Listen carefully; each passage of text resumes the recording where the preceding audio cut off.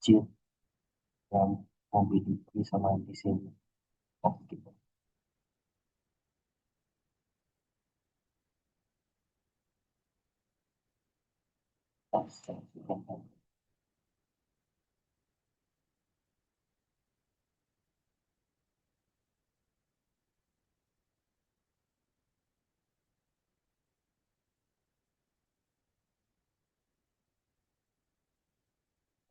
Iya, iya. Selamat sore semuanya. Jadi kita ke ini eksposisi OS hari ini. Untuk ujiannya aku lupa. Kalau nggak salah hari Sabtu tanggal 17 ya. Waktunya di siang hari di sini. Jadi eh, bisa kalian persiapkan. Nah, untuk soalnya ya kalian harus pelajarin teori sama ada sedikit hitungan ya. Coba kita survei dulu di sini. Kita harus tanya perwakilan orang terkuat di kelas sebelah, orang terkuat Terence. Hap, gimana Terence? Kamu lagi di lantai berapa?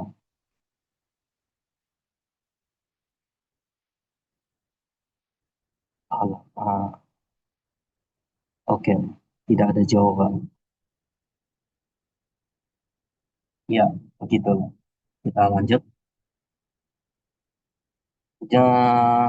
Bentar, ini ada chat. Hap, lagi meeting sama di ruang IT tiga. Ya, mungkin banyak kegiatan. Ini materi pas sesi GSLC. Apa aku mendingan sambil buka Binus Maya ya? Betul juga. Ya, Rena, kita coba sambil login Binus Maya biar aku enaknya bisa itu. Dan kita sampai fokus.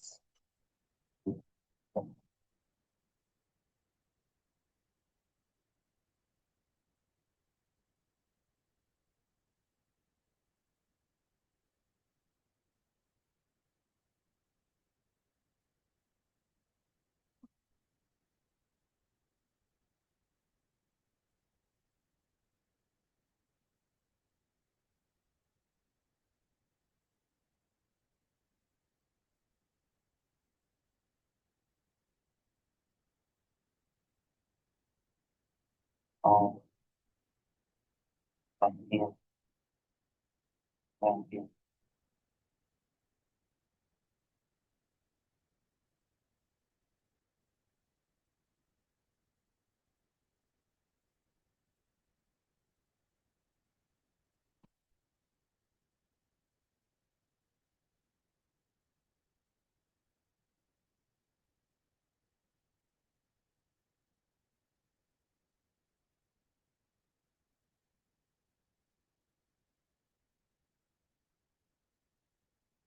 Oh, pause. Dan,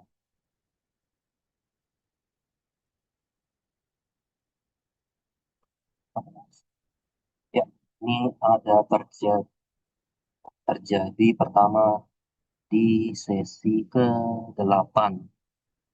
Nah, nanti berarti kalian bisa baca-baca di sini slide-nya. Nanti akan berhubungan dengan yang di sini. Ya,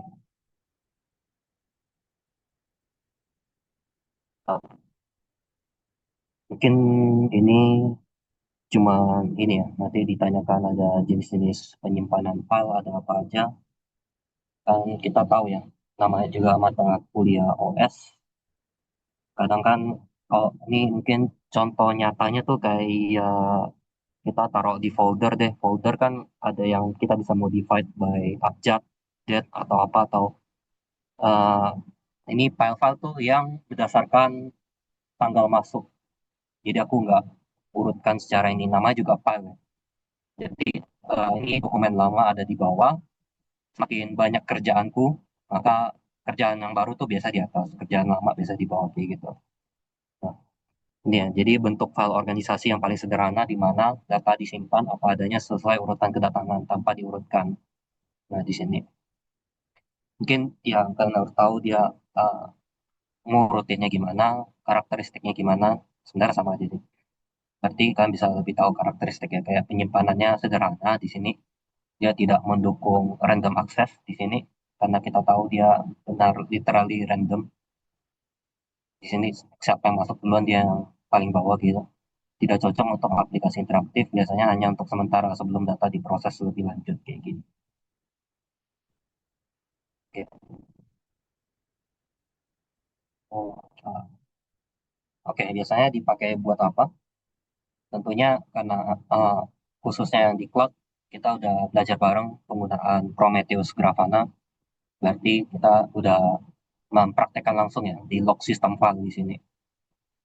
Karena malas banget ya, kayak masa udah baru masuk data real time, tapi kita udah urutkan, pastinya nanti si sensor kan, atau si anak IoT dan anak IoT, si Arduino kan otaknya kecil ya, saya nggak bisa buat processing banyak ya. Kalau nangkap aja udah bersyukur gitu. Apalagi kalau disuruh urutkan pasti nanti malah bikin masalah gitu. Nah, ini berarti kayak data sensor IoT mentah yang kita berdasarkan urutan siap masuk duluan dicatat duluan gitu ya. Jadi dia sifatnya ini temporary storage sebelum di pre-processing gitu. Oke, ini sequential file organization mungkin kalau kita di data structure mirip mirip linked list ya di sini ya. Nah, ini atau juga ini mirip database kayak lebih mirip linked list ya. Jadi read code di store dalam urutan sesuai key field-nya ya. Nah, ini record di sort berdasarkan si primary key. Dia tentunya bisa cepat dan efisien di sini, tapi agak slow ya untuk random access di sini. Dan butuh karena kita urutkan di sini sama kayak catatan anak-anak rajin lah yang suka diurutkan. Jadi di sini dia butuh waktu periode buat mengreorganisasi. Sama kayak kalian download di C kalian, di OS kalian, Windows ya. Aku nggak tahu Mac, katanya Mac cepat. Kalau Windows kan, kalau pas kita urutkan ya, file banyak banget, wah itu lama sekali ngurutinnya. Ya, tergantung dari kecepatan si CPU-nya juga di sini. Ini masih sama ya. Oh, ini operation-nya. Ini ya, operation-nya berarti biasa searching ya. Berarti kita bisa ini scanning sama kayak algoritma programming berarti. Bisa urut, bisa searching kayak gitu. Nah, ini butuh scan dari awal sampai akhir sampai ketemu si targetnya. Berarti dia cepat buat data yang udah sequence, tapi kalau random tuh tentunya pasti akan tidak efisien atau lebih lama.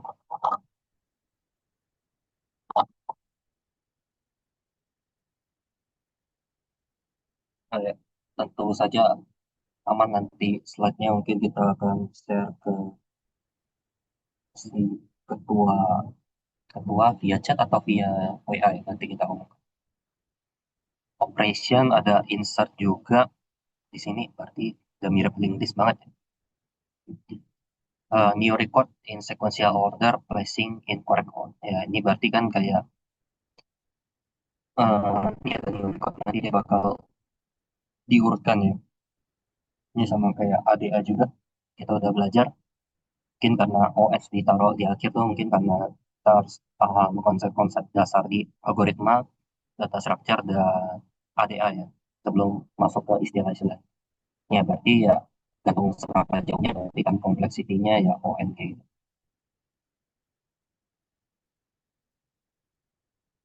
Oops, menimpa. Oh, gara-gara aku nggak double monitor jadi oh, text file organization. Bentar, tadi masih yang sama atau itu? Index file, ini sequential file, ini index file, berarti udah ketiga. Jadi yang pertama yang file, yang kedua itu sekuensial, yang ketiga tuh indeks. Oke.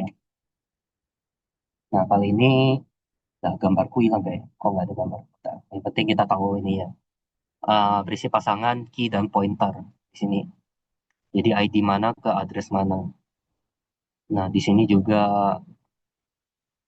ini ya. Data tidak harus tersusun berdasarkan key di sini. Ini yang membuat dia jauh lebih cepat dibandingkan sequential file sebelumnya. Ada gambar ya? Wah, gambarku hilang. Mungkin kalian bisa cari di internet lah. Index file organization. Di sini karakteristik utamanya indeks berisi pasangan key pointer di sini.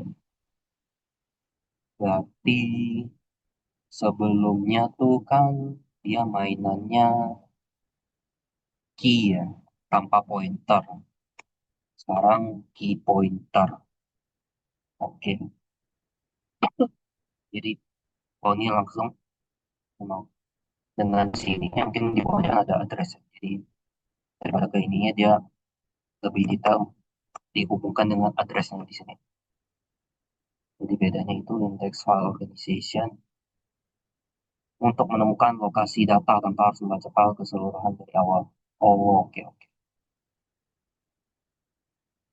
Jadi dia indeks berisi pasangan key pointer mendukung akses acak yang random akses dengan cepat karena dia literally tahu si alamat addressnya di mana, sama kayak kita langsung tahu address dari suatu website ya, jadi cari cepat. Jadi lebih cepat dari sequential file, tapi tentunya ada plus, ada minus, tidak ada yang plus semua. Membutuhkan ruang penyimpanan tambahan untuk indeks. Tiap perubahan data mengharuskan update pada indeks. Nah, jadi mungkin beda OS, beda cara urutin file. Mungkin kita tahu sendiri ada OS yang terkenal cepat, kayak si Mac, apa sih, kita tahu Apple ecosystem lah ya. Feelingku sih Apple ecosystem selain softwarenya juga dipengaruhi sama hardwarenya ya. Karena misalnya nih, kayak CPU M1 kan sampai sekarang M4 ya, udah ada M5 juga yang keluaran tahun kemarin. Itu kan nggak ada satupun brand lain kayak Lenovo, Asus, yang lain-lain yang pakai chip itu kan. Karena itu chip yang dikhususkan buat Apple. Jadi chip itu hanya buat OS-nya si Apple. Karena kita nggak custom macam-macam buat tiap brand, jadinya udah pasti garansi cepat sih. Karena komponen hardware itu emang dikhususkan buat OS itu aja. Kalau yang Windows kita tahu mungkin ada yang cepat, tapi semakin lama dipakai ya, ya kita tahu lah. Kadang ada istilah inul, install ulang, karena itu ya, makin lama mungkin penyimpanan makin banyak, di Windows nggak mampu urutkan dengan cepat lagi. Jadi kadang-kadang daripada kita bingung, "Ah, ini mana sih file yang gede, daripada ambil pusing." Misalnya kita mungkin yang kemarin kuat sama aku kan tugas kita kebanyakan Docker ya. Aku udah merasakan tuh pas kemarin mau ada update dari Gen John Zero tahun baru. Wah, kok udah penuh nih tiba-tiba nih. Ternyata Docker aku udah makan 50 giga gara-gara selama praktikum kita udah coba bikin Docker image kebanyakan. Oke gitu.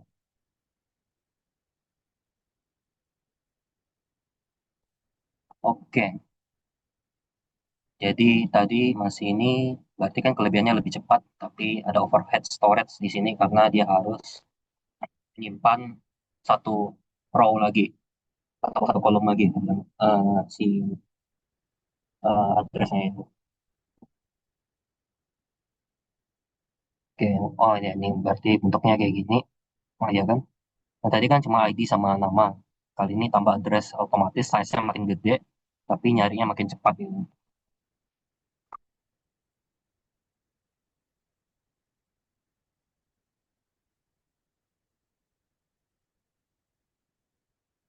Oke, ini indeks sequential file organization. Berarti yang terakhir ya. Oke.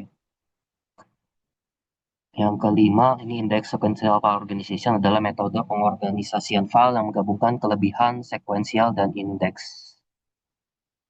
Sekuensial tuh berdasarkan ID tadi. Bentar. takut ketukar. Indeks kan yang ini yang nanti yang pakai trace. Oke. Data disimpan berurutan berdasarkan primary key, tetapi juga dilengkapi dengan indeks untuk mempercepat pencarian. Berarti ini ya. Ini, oh ini yang apa sih kayak konsep database jatuhnya. Ada apa sih namanya? Tabel terpisah. Jadi nggak duplikat normalisasi. Oh iya kayak gitu. Jadi bisa dibagi-bagi ya biar pencariannya lebih cepat tapi juga efisien gitu ya. Nah, mungkin kalau mau diibaratkan gitu ya. Jadi banyak konsep-konsep OS sebenarnya yang diambil dari mata kuliah sebelumnya di kayak gitu. Jadi pengembangan dari sequential file tetap mempertahankan urutan data yang main file disimpan berdasarkan primary key. Setiap key punya entry ke lokasi data. Di sini indeks tidak menyimpan data tapi hanya alamat. Jadi bisa urutan, bisa via indeks. Ada dua cara kayak gitu.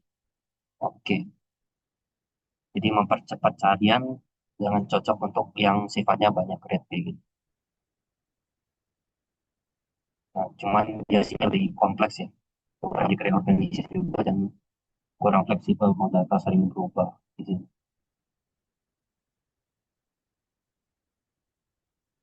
Oke, mungkin sampai sini ada pertanyaan kayak aman. Nah, aku masih ada. Oh, berarti start. Satu, dua, tiga, empat, lima. Oh, tadi baru keempat. Oke. Ini berarti kayak yang hash function di data structure. Berarti indeksnya kayak di hashing doang gitu. Cara hashing ada banyak, kita ambil yang selalu yang paling mudah menurut lo kayak gini. Sama aja sih. Oke, sampai sini ada pertanyaan? Aman ya? Oke, coba kita harus tanya respon dan tanya respon. Ya, bentar. Caranya skip sekali tuh. Orang terpintar di kelas sebelah adalah Ezrela. Gimana Ezrela? Tadi kamu udah belajar kan sebelumnya?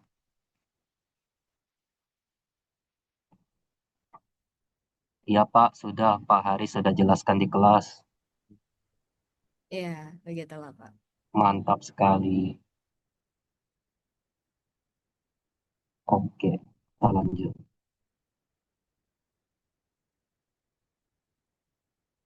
Oke, kita masuk ke topik berikutnya yang berhubungan dengan OS. Mungkin kita sudah tahu selama ini teknologi terbaru 2-3 tahun terakhir adalah si extended RAM ya.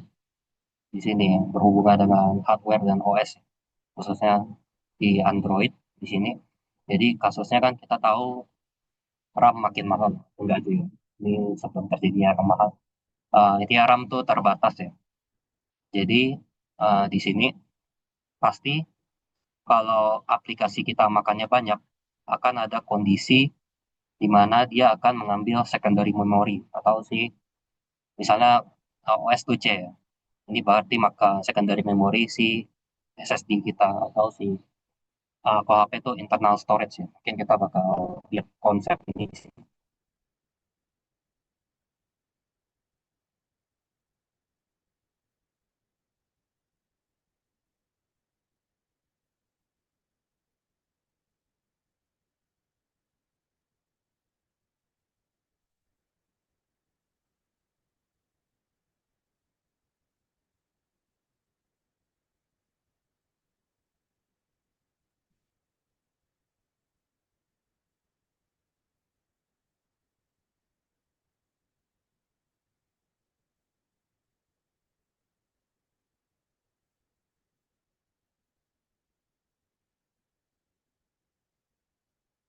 Wah, ada chat.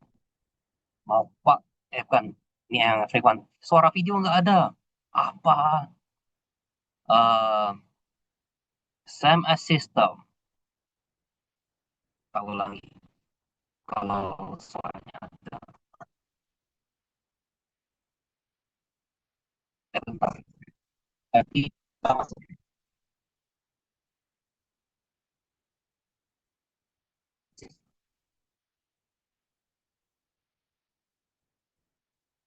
lagi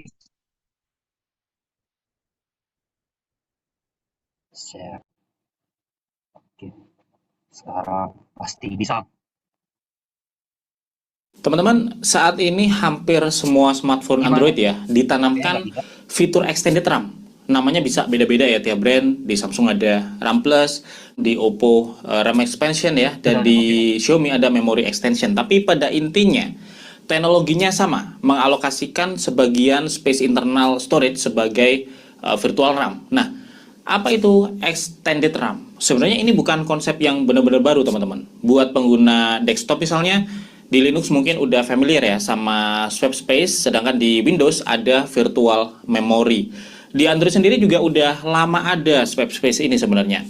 Cuman kalau dulu kan untuk mengaktifkannya atau mengubah parameternya harus dioprek manual ya lewat custom ROM, custom kernel atau lewat swapper app dengan root access ya. Kalau kalian masih ingat ya zaman-zaman dimana spek smartphone Android masih sangat-sangat terbatas, Tidak terus. oprek yang sering dilakukan selain install custom ROM yang lebih ringan adalah mindahin apps ya ke SD card dan menambah RAM lewat swap memory ke internal atau external storage. Nah, sekarang di era internal storage smartphone yang kapasitasnya udah semakin besar teman-teman, dengan kecepatan read write yang juga semakin kencang, ditambah dengan kebutuhan brand ya untuk terus nambah fitur baru ya ke smartphone mereka untuk menarik penjualan juga, maka lewat fitur extended RAM yang namanya beda-beda ya tiap merek tadi, brand memberikan pengaturan yang mudah dan instan serta langsung tertanam di.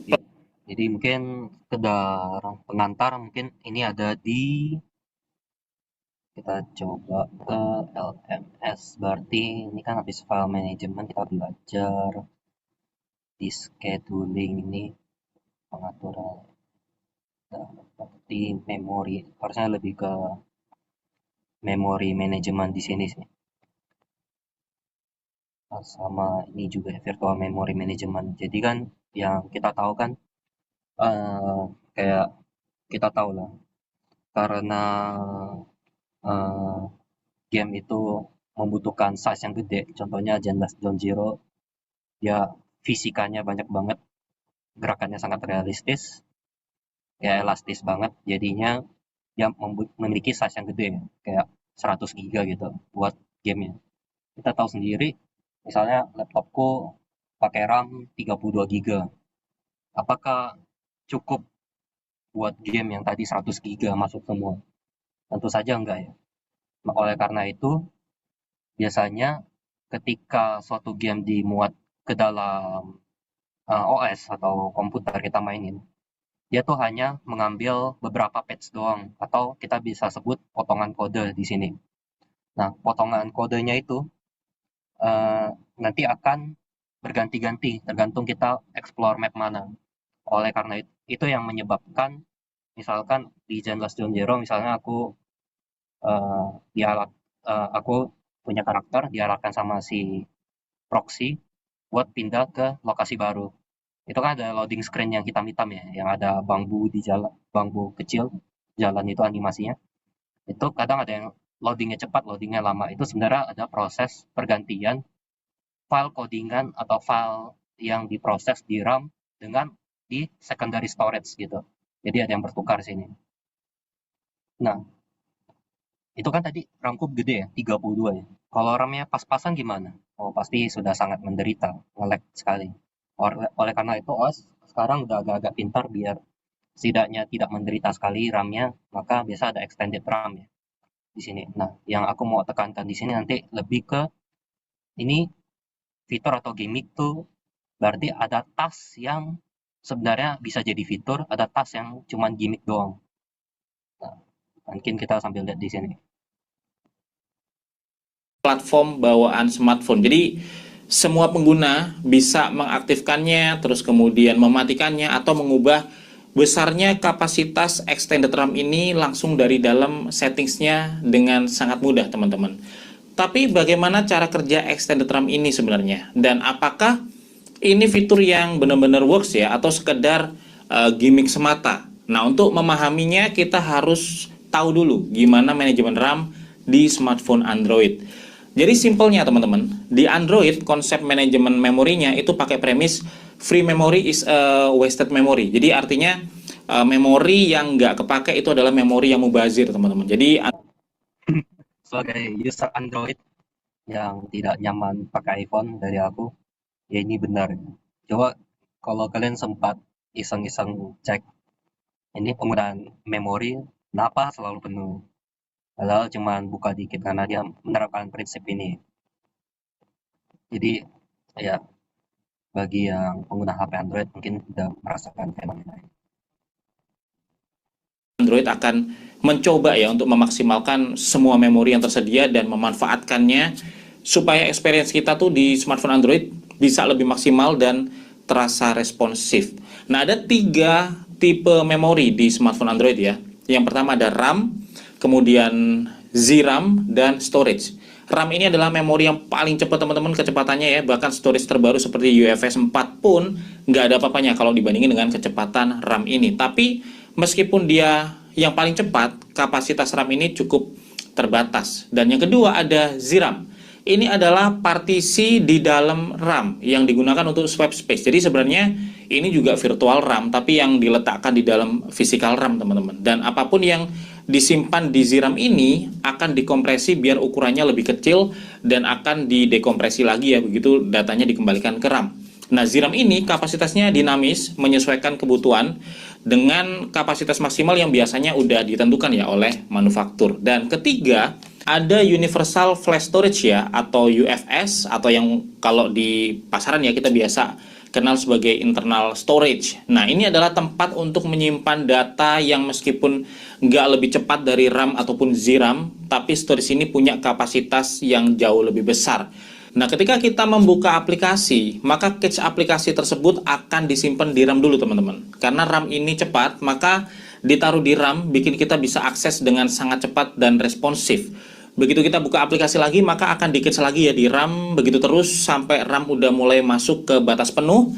Dan begitu udah mencapai threshold ini, maka kernel Swap Daemon akan aktif teman-teman untuk melakukan tugasnya, memanajemen RAM biar tetap ada free space ya untuk diisi oleh aplikasi aktif yang prioritas. Jadi pas RAM udah mulai penuh atau mulai kepenuhan ya, free RAM-nya juga udah mulai tipis, terus kita buka aplikasi baru, maka kernel Swap Daemon ini akan melihat aplikasi mana yang udah nggak lagi prioritas, yang udah berjalan background. Ini juga akan kita bahas ya, di algoritma replacing.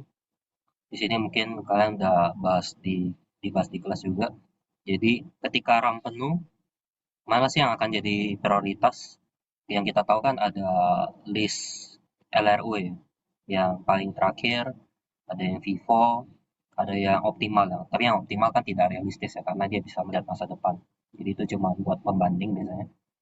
Nah, tuh. Misalnya dan nggak sedang aktif kita gunakan, sebagian cache-nya yang disebut clean page ya, yaitu cache yang datanya masih murni, belum termodifikasi, kayak misalkan logo atau grafik atau apapun yang ada kopinya ya di storage, itu akan dihapus dari RAM. Karena kalau kita butuh lagi atau prosesnya butuh lagi, bisa mudah diakses ya dari storage. Sedangkan sebagian lagi yang disebut dirty page, yaitu cache yang menyertakan hasil proses atau halaman yang sudah dimodifikasi oleh aplikasi, itu akan dipindahkan ke ZRAM dan dikompresi, sehingga ada free space di RAM untuk aplikasi prioritas lain yang sedang aktif kita buka.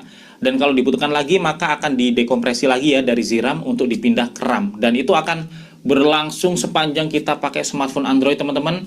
Setiap RAM udah mulai penuh, sebagian akan dihapus dan sebagian dikompresi ke ZRAM gitu terus teman-teman.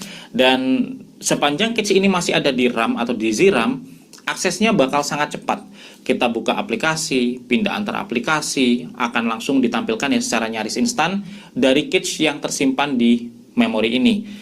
Tapi, bagaimana kalau RAM sudah penuh, ZRAM-nya sudah penuh, dan kita buka aplikasi baru misalnya, alias ada prioritas baru ya untuk di cache, dan kalau ini terjadi teman-teman, maka kernel Swap Daemon akan mencari aplikasi yang paling nggak prioritas ya, mungkin yang udah lama ada di background, yang udah nggak kita akses lagi, prosesnya akan di-kill teman-teman menggunakan low memory killer. Dan untuk aplikasi yang udah di-kill dan cache-nya udah dihapus ya dari RAM ataupun ZRAM, maka kalau kita buka, dia akan load lagi dari awal. Dan Jadi tergantung aplikasinya.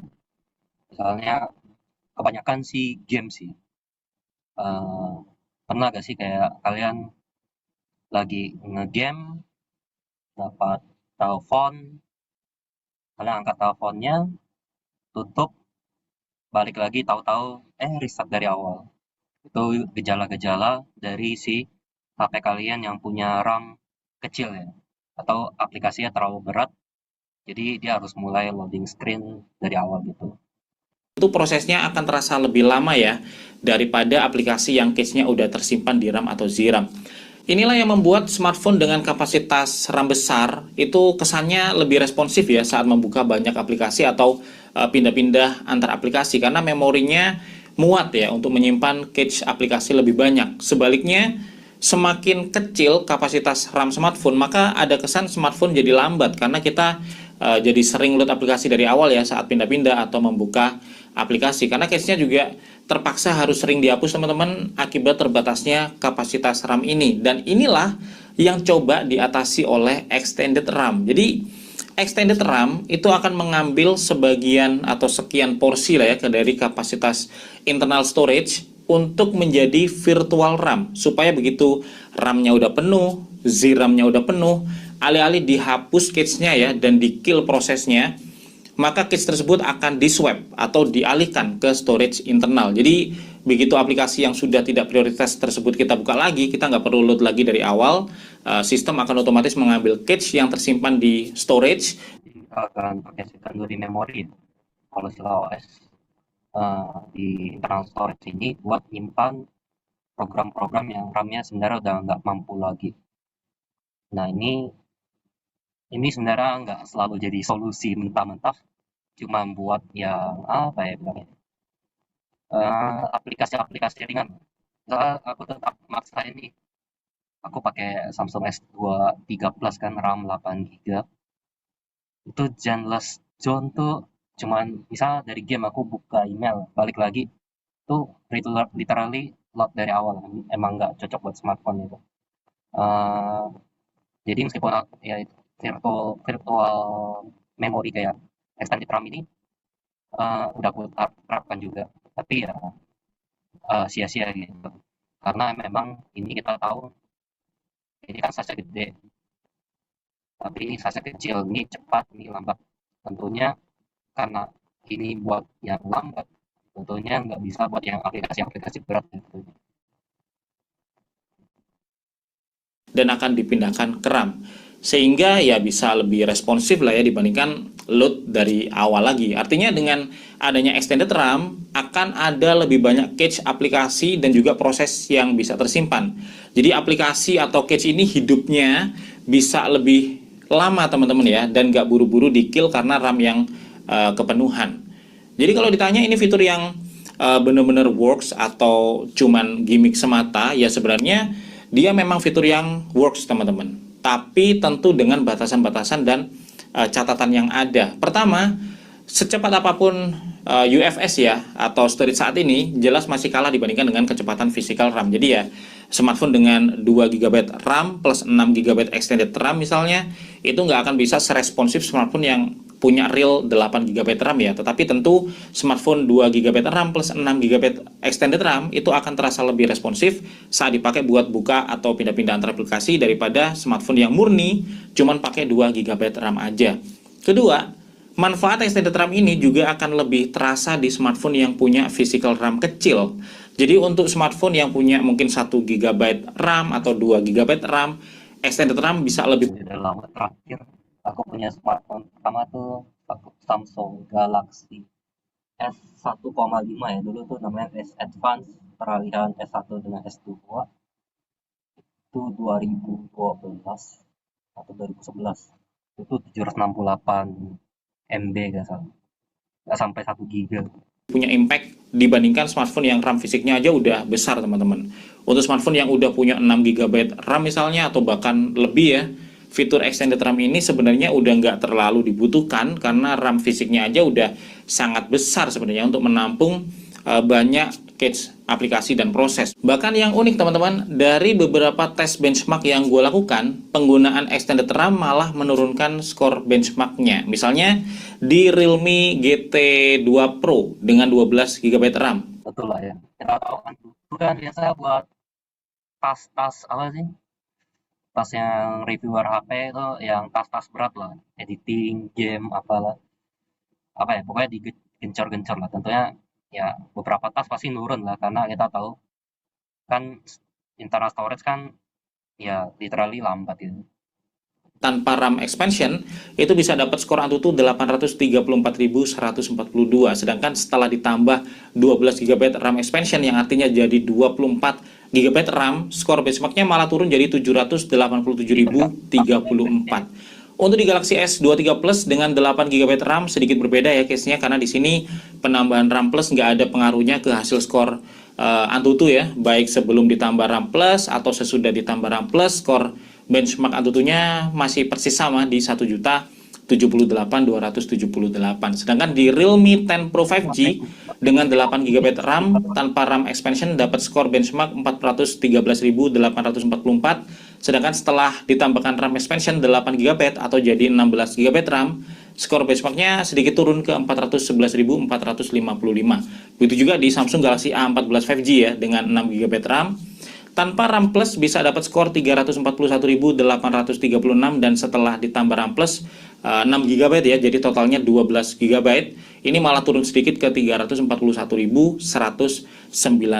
Tapi tentu hasil skor benchmark ini nggak bisa sepenuhnya mewakili real experience-nya teman-teman, karena skor benchmark itu hanya melihat parameternya dari angka ya, dan bisa turun karena memang mendeteksi extended RAM yang kecepatannya tentu lebih lambat dibandingkan dengan physical RAM. Tapi dari real experience yang gue coba untuk di smartphone dengan RAM fisik yang terbatas, extended RAM ini bisa sangat berguna ya, dan membuat aplikasi bisa lebih lama ada di cache memory, jadi terasa lebih responsif aja.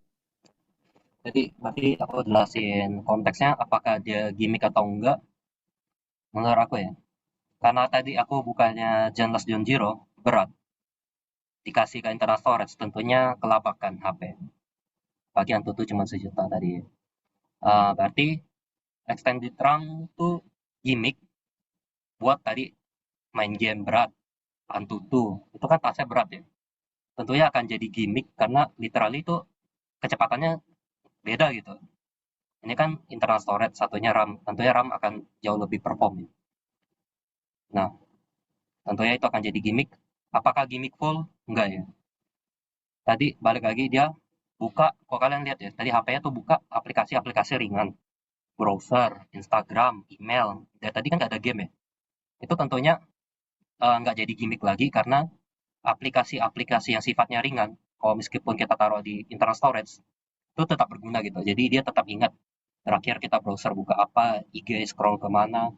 Jadi tidak gimmick untuk tas-tas aplikasi yang sifatnya ringan kayak gitu. Ya, dari yang seharusnya, meskipun manfaat ini semakin kurang terasa seiring dengan semakin besarnya kapasitas RAM fisik yang ada di sebuah smartphone. Dan ketiga, jangan lupa kalau UFS atau internal storage ya, itu punya write. Tapi berarti prosesnya lebih lambat karena prosesornya tetap akses internal storage ya. Iya, karena kan kita tahu lah internal storage kan tidak digunakan untuk file yang lagi berjalan gitu. Makanya pasti udah kita tahu lah secara teori kan lebih lambat dari RAM ketika di load.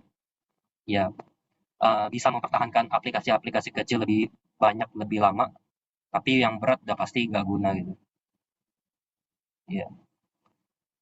Iya. Cycle teman-teman. Jadi ada batasan untuk menulis data lah ya di storage ini. Jadi ya semakin sering dipakai untuk keperluan swipe memory, tentunya semakin banyak aktivitas write dan delete ya data ke storage ini yang mungkin sedikit banyak akan pengaruh ke usia pakai dari UFS ini. Dan kesimpulannya, apakah fitur extended RAM ini beneran works atau cuman gimmick? Nah, untuk di smartphone kelas entry ya, sampai di mid-range lah ya, yang physical RAM-nya itu terbatas, terutama yang di bawah 4 GB, fitur extended RAM ini bisa sangat berguna teman-teman. Semakin terbatas besar RAM fisiknya, semakin besar impact extended RAM yang bisa kita rasakan. Tetapi untuk smartphone upper mid range ke atas ya, yang biasanya udah dilengkapi physical RAM di atas 4 GB. Jadi ini menjawab kenapa X213 yang biasa aku pakai, aku literally juga nggak pernah, kalau aku nggak install game ya, literally kalau aku cuman IG, email, apalagi misalnya aplikasi-aplikasi ringan lah, browser, aku nggak pernah merasakan lag sama sekali sih, karena literally 8 GB tuh udah cukup buat tas-tas ringan. Aku extend pun, kenapa Antutunya itu, ya karena nggak guna gitu. Dia udah bisa mengerjakan tas-tas itu tanpa aku extend. Tapi yang RAM-nya kecil, kayak tadi 1 GB sampai 4 GB, dia berguna karena aplikasi-aplikasi kecil, kalau digabungin kan besar ya, mungkin 4 GB nggak cukup. Jadi dengan bantuan internal storage, tas-tas kecil masih bisa membantu. Tapi kalau tasnya udah berat, kayak tadi game, mau sekelas S23 pun tetap terkill ya. Tapi mungkin yang udah Snapdragon X Gen Elite 4 ya sekarang, yang udah 3.500.000 mungkin udah agak keberatan ya. RAM-nya juga udah 12 di situ, mungkin nggak akan berat kayak gitu. Jadi kesimpulannya di sini gimmick kalau udah high end, kerjaannya ringan atau kerjaannya terlalu berat sehingga extended tuh nggak guna gitu. Tapi jadi fitur buat yang smartphone entry level gitu, yang tas-tasnya ringan kayak gitu. Oke. Mungkin ini sekedar, tadi kan dia bilang ada proses yang tertukar ya. Mungkin kita sambil lihat ini ya, istilah tracing di sini. Jadi tadi ada proses yang ditukar dari RAM dengan internal storage di sini ini ya. Coba kita lihat. Hello and welcome everyone. In this video, we are going to talk about thrashing. So what is thrashing?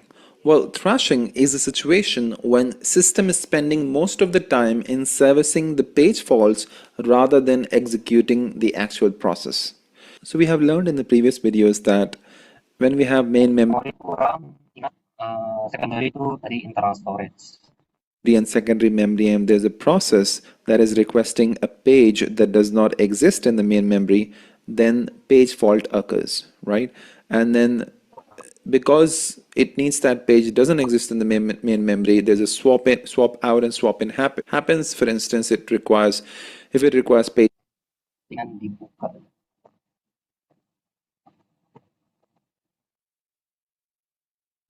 If it requires page 5, then page 4 is going to be swapped, and or if it requires, let's say, page 5, so for instance page 1 is going to be swapped, it goes to the secondary memory and the page 5 comes into the main memory. Okay, so when does the thrashing happens?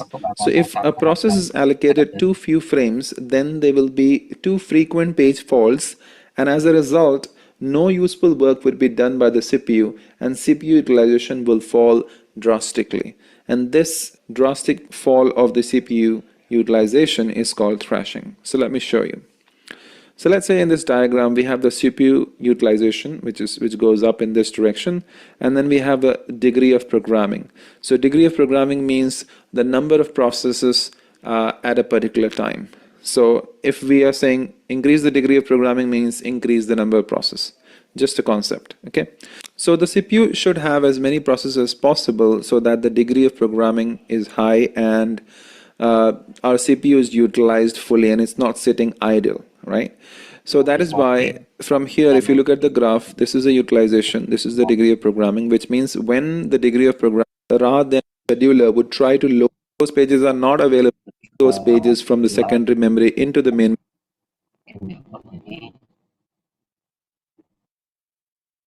Oke. Satu, dua. Oke. Kita lanjut ke review paging ya di sini. Nah, kita tahu tadi virtual memory dibagi menjadi pads di sini. Lalu physical memory atau main memory dibagi menjadi frame di sini. Nanti ini ada link mungkin kalian bisa baca. MMU kita nggak akan bahas dalam di sini. Jadi patch number dibagi menjadi beberapa frame, lalu satu proses juga satu patch table di sini. Oke, ini cuma istilah-istilah sih di sini.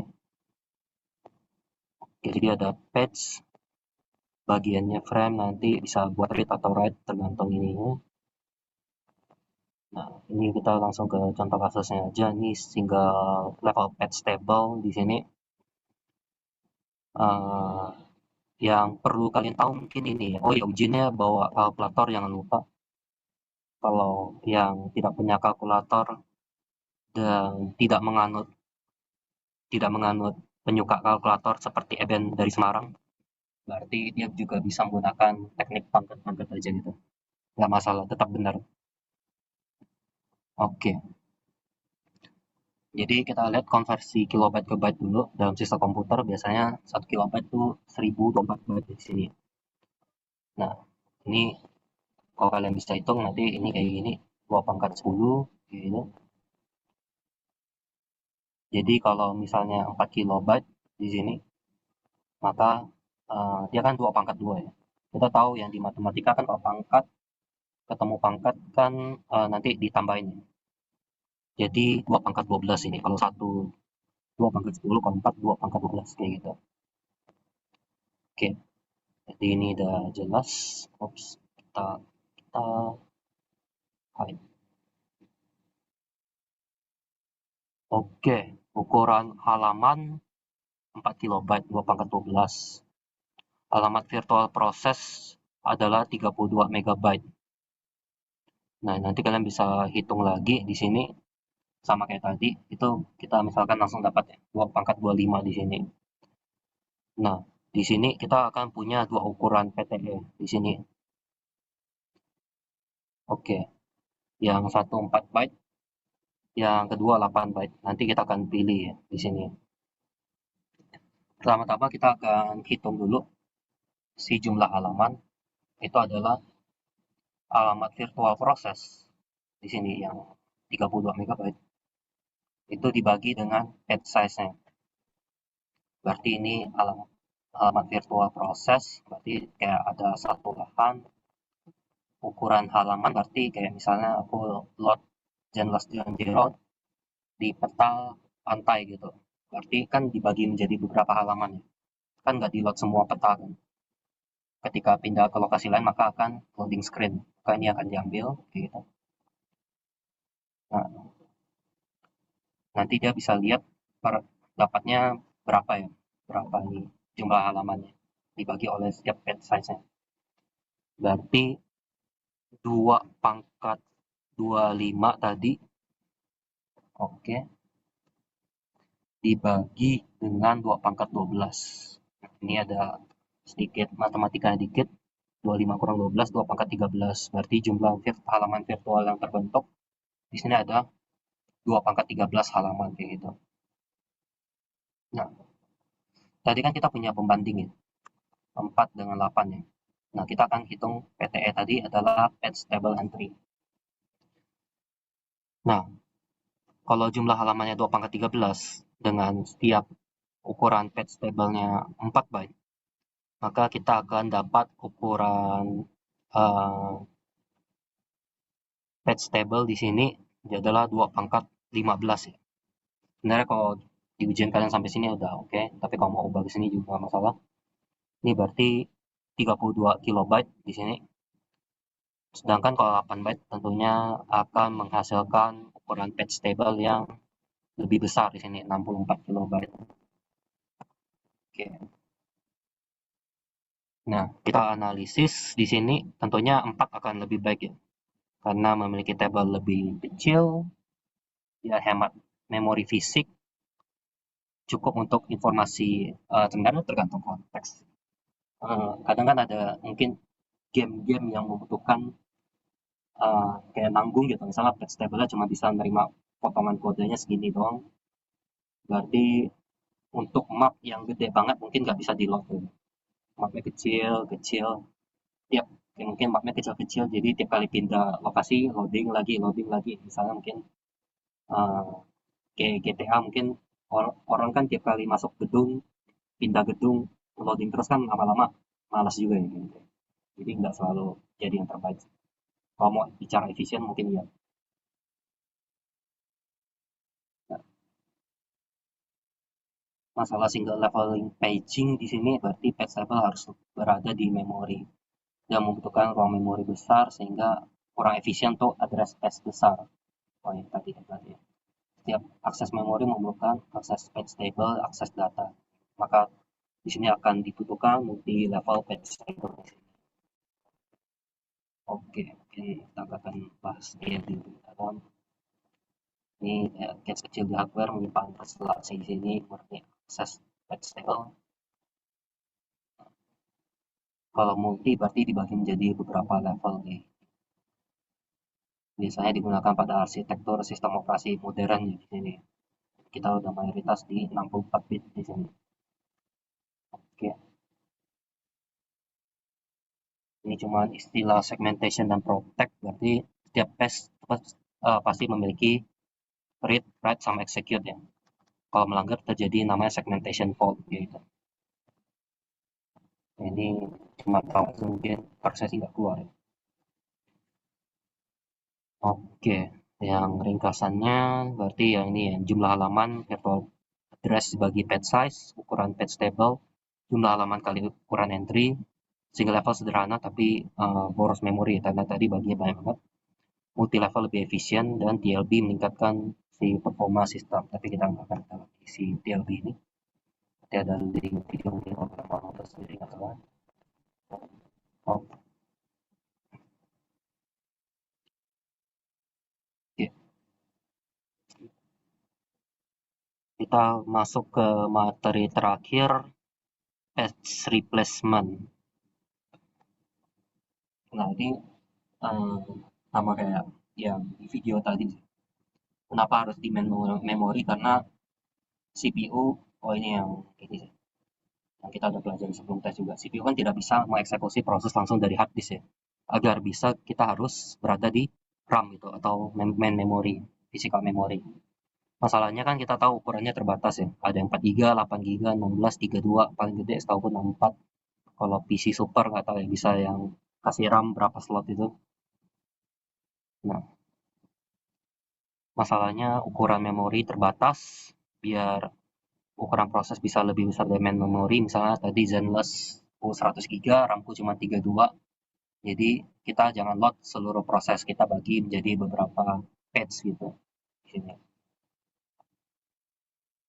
Jadi ide kuncinya load sebagian proses saja. Kayak tadi aku buka map di bagian pantai, maka dia hanya load potongan file yang ada di pantai aja gitu. CPU tidak mengeksekusi proses sekaligus, hanya bagian tertentu dalam proses satu waktu. Maka lebih efisien, tidak memuat semua.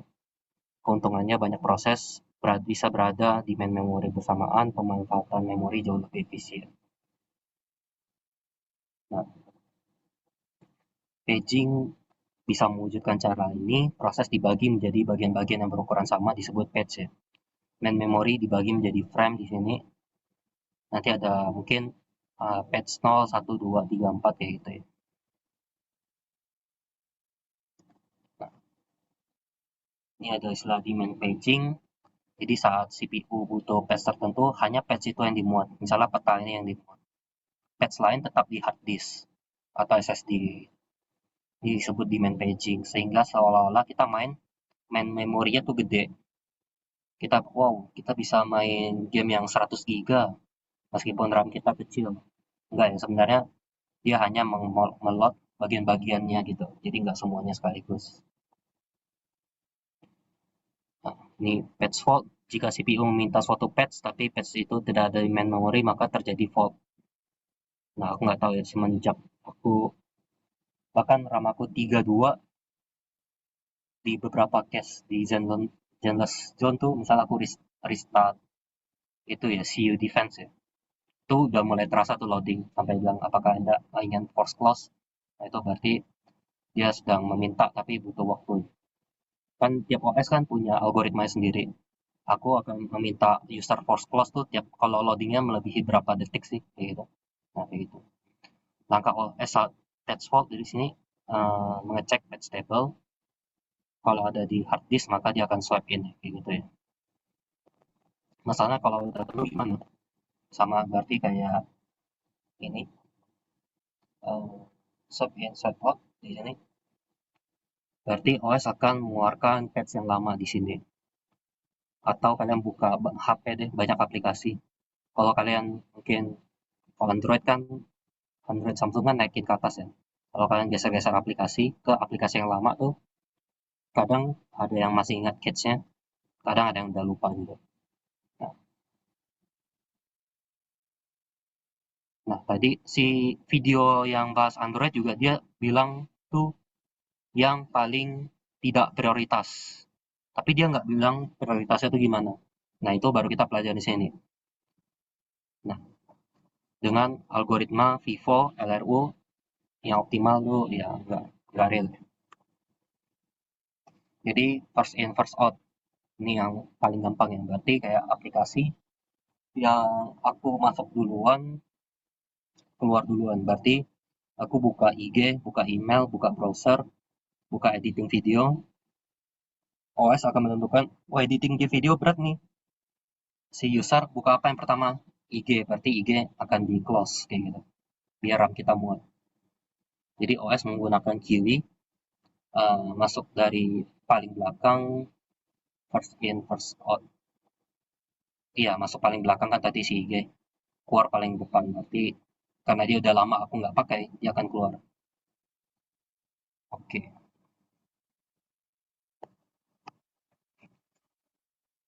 Patch table invalid bit. OS harus tahu patch mana yang di main memory ya, tentu ya, udah tahu. Harus menyimpan patch table. Oke, patch 10. Oke, kita sini. Contohnya juga VC player ya. Mungkin kadang kan kita ada loncat ya. Pernah nggak sih videonya nggak langsung jalan? Nah, itu juga terjadi swap in kayak gini. Oke, kita bagi biar gampang jadi 3 frame aja. Kondisi awal semua frame kosong, algoritmanya Vivo di sini. Kalau patch belum ada di frame, maka dia akan terjadi patch fault. Kayak apa yang dia cari itu belum ada. Kalau udah ada, maka akan patch hit. Kalau frame penuh, maka patch fault. Keluarkan patch yang paling dulu masuk kayak gitu.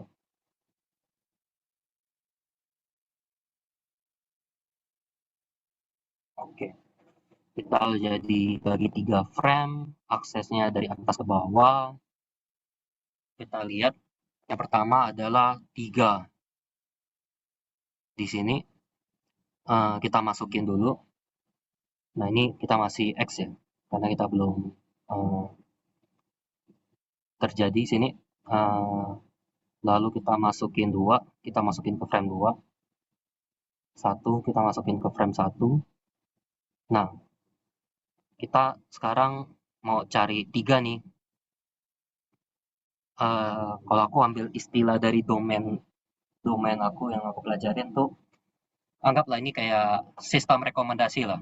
Kalian bikin akun YouTube pertama kali, kalau akun YouTube pertama kali kan rekomendasinya ngawur ya. Apa nih berita-berita Indonesia yang hot, yang sangat negatif, saya lagi isu-isu terkini lah kita bilang, yang ditampilin karena masyarakat Indonesia nontonnya itu. Dan kita merasa rekomendasinya kurang pas dengan kita. Berarti misalnya kita user YouTube baru dikasih rekomendasi video ini, kita nggak cocok lah, gitu.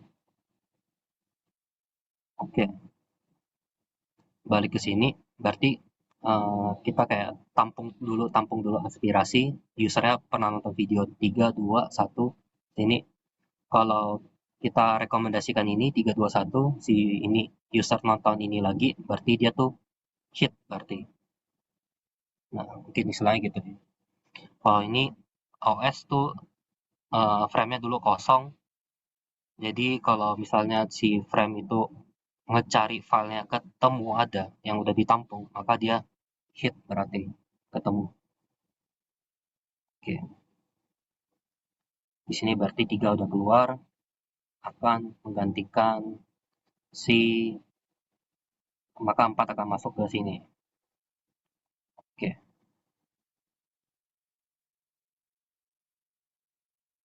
Kemudian 1 ketemu dia hit di sini.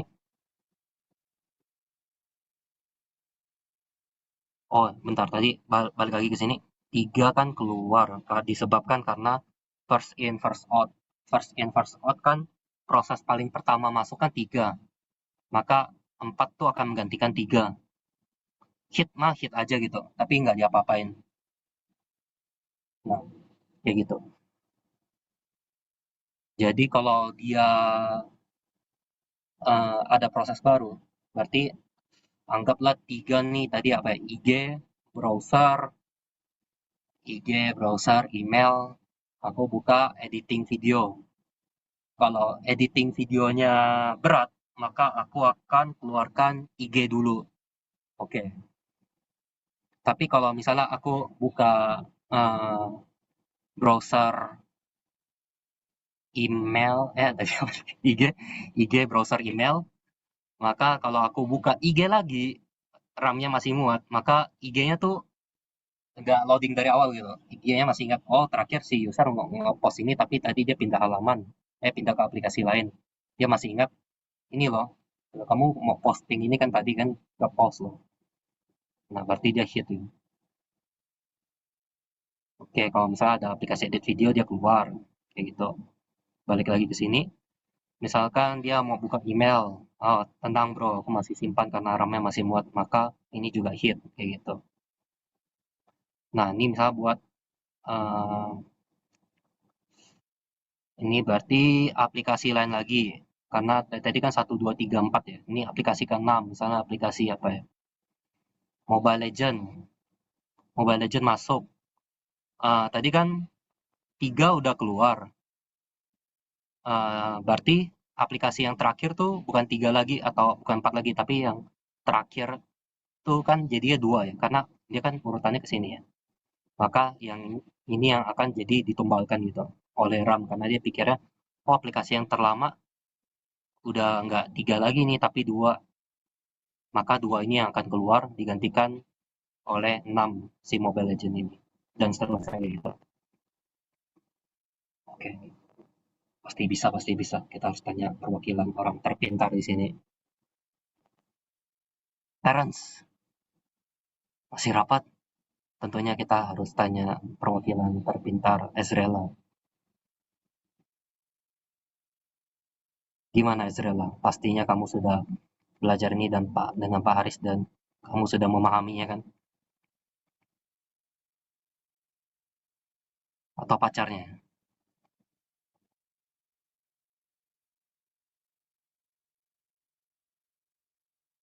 Sisanya, oh aku lupa ya.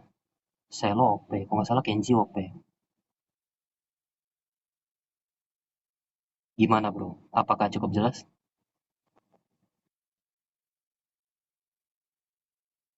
Wah tidak, ini salah satu kelemahan responsi online. Kita anggap sudah jelas. Oke, jadi kita akan hitung jumlah patch fault dengan jumlah patch hit. Ya hitung aja. Lalu cuma bikin rasio gitu ya, selesai. Oke, sekarang kita akan masuk ke LRU ya. Apa tadi? List requesting unit mungkin di sini. Nanti kalian bisa baca di slide-nya lagi. Kebalikannya dari Vivo.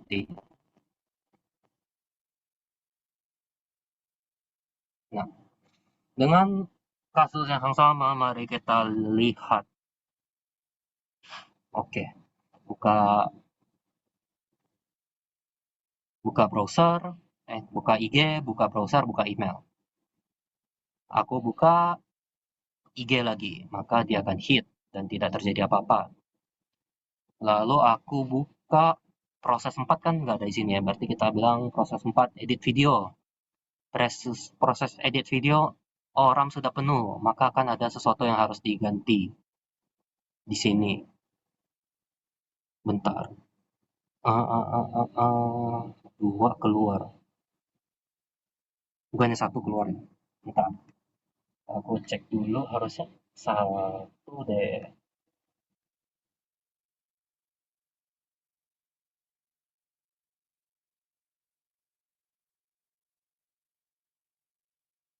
Tiga. Oh, aku tahu. Bentar. Dia menggantikan 2 karena bentar. Ini ya. Tadi kan edit video. Eh, bukan salah. Buka browser, buka IG, browser, email.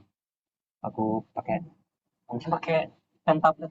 Sudah saatnya aku udah mulai stuck atau nggak pakai tulisan.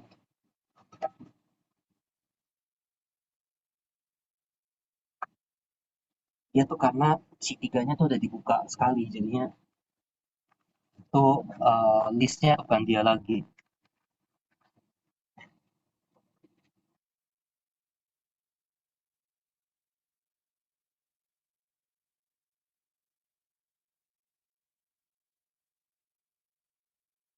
Oke,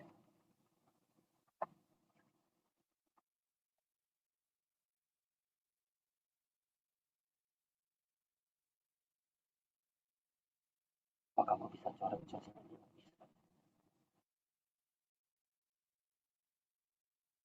Oke,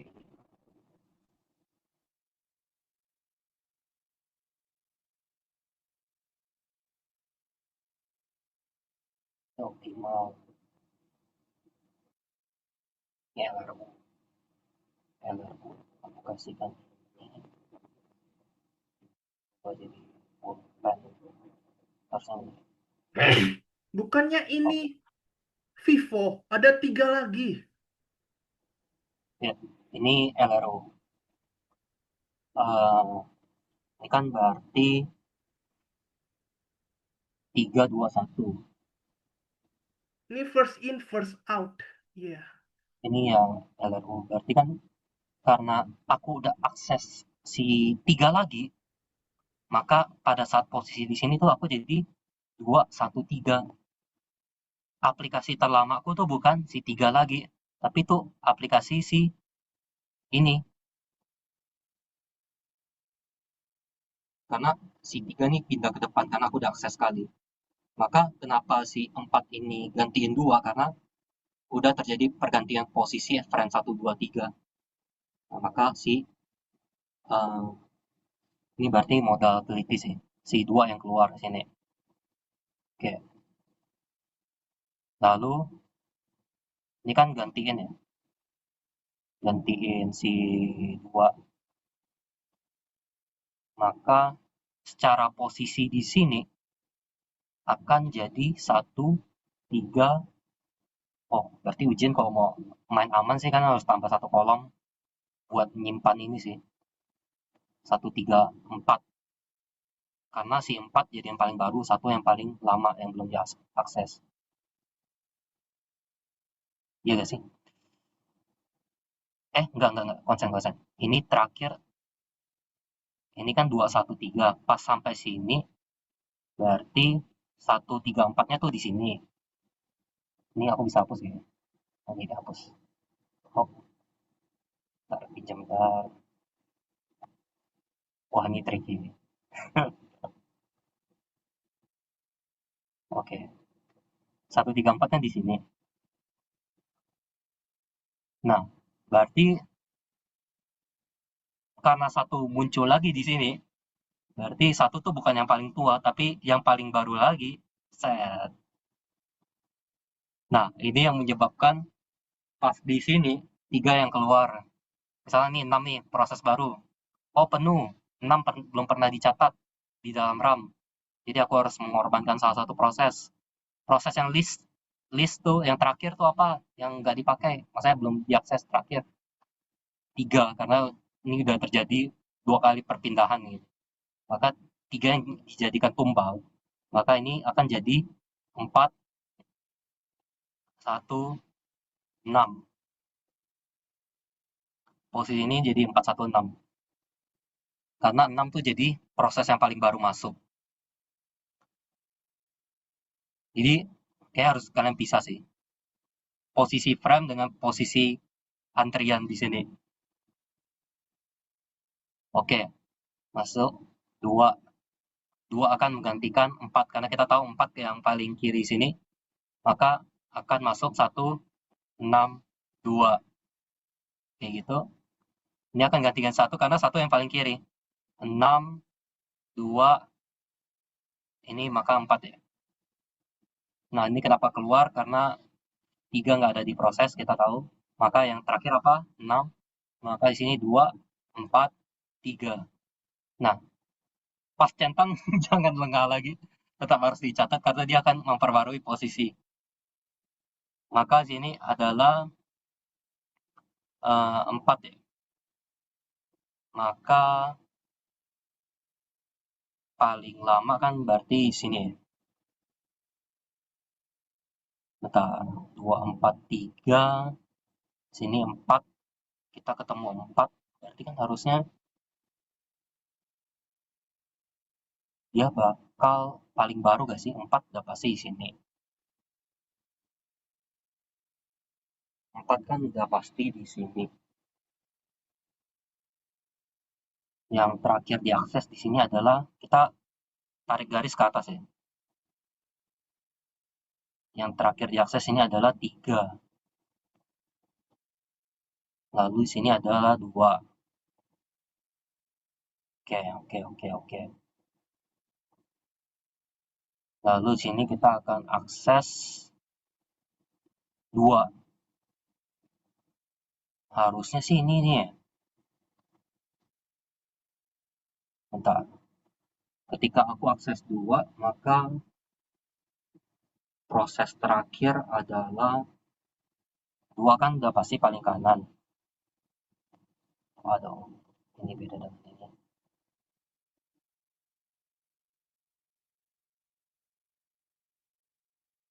Dua kan udah pasti paling kanan, proses terbaru. Aku tarik ke atas sekali, prosesnya adalah 4. Ini harusnya 3. Nah, ini jadi misteri.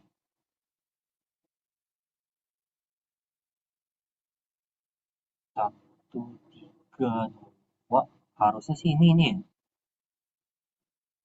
Harusnya ini salah ya. Bentar.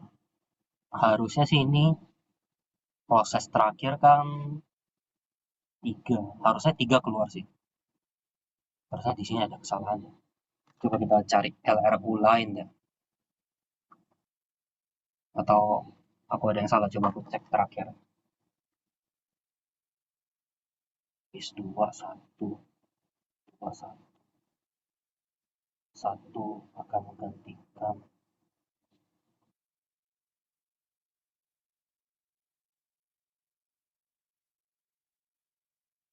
1, 1, 2, 4. 1, 2, 4. Harusnya kalau di sini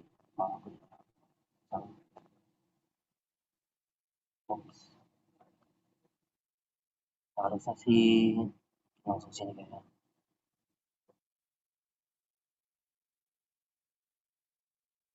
3 keluar.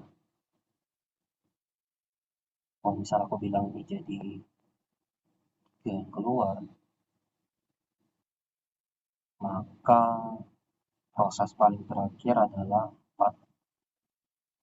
1 paling awal karena dia baru masuk. Di sini adalah 2. Karena 2 yang periode sebelumnya ini. Periode ininya 4. Sekarang 1. 4, 2, 1. Iya, yang benar ini. Oke, kita langsung revisi di sini aja. 4, 2, 1 berarti kan si 3 yang keluar ya. Oke, kita langsung revisi di sini aja. Maka di sini proses yang terbaru adalah, oh ini salah total sih. Yang di sini berarti ya harusnya hit ya.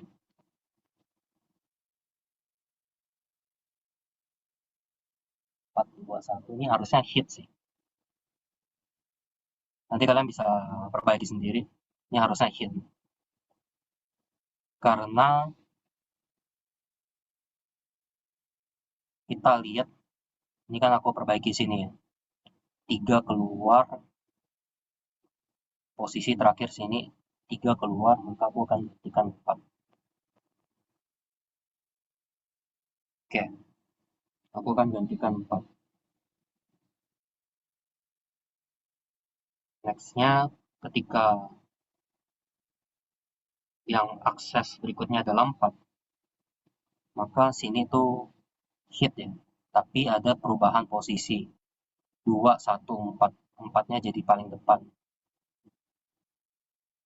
Oke, kalau misalnya 5 berikutnya, berarti ini akan ada yang keluar ya. Ini 2 keluar benar, karena kita tahu 2 posisinya jadi yang paling terakhir di sini, maka akan jadi 1, 4, 5. 5 akan menggantikan posisi 2. Nah, pas ini benar. Oke. Kemudian misalnya aku insert 2 lagi. 2 kan nggak ada ya. Maka 1 akan yang, berarti errornya di sini dong. Maka 1 akan keluar, karena kita tahu posisi yang terakhir kan 1, 4, 5 ya. Maka 4, 5, 2. Maka 2 akan menggantikan posisi si 1 yang di sini. Oke, tapi di antreannya paling depan. Oke, ini benar. Lalu satu lagi, 1 nggak ada di dalam di sini. Maka ada yang harus digantikan. Yang terakhir adalah 4. Kita lihat sini 4 ya. Maka akan ada pergeseran 5, 2, 1 di sini. Oke. 4 yang keluar. Oke. 4 kan posisi ini, maka dia akan digantikan 1. Nah, sekarang terakhir 5. Kita mau masukin 3. 3 ada di sini nggak ada. Maka akan keluar dan digeser 2, 1, 3. 2, 1, 3, oke gini. Kemudian proses 4 ada di sini nggak ada. Maka akan digantikan oleh 2 yang paling kiri. Sini adalah 1, 3, 4. Oke. Berarti ada miss di sini aja, sisanya udah benar. Gimana? Apakah cukup mengerti? Mantap sekali. Gila, ternyata cukup menjebak juga ya.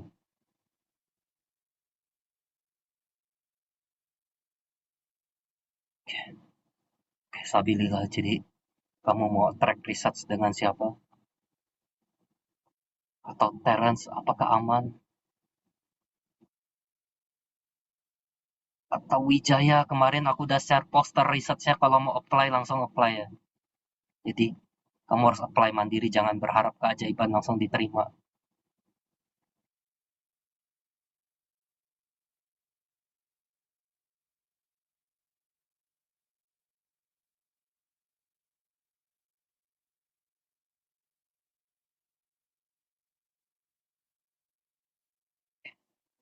Kelihatannya sudah cukup jelas di sini.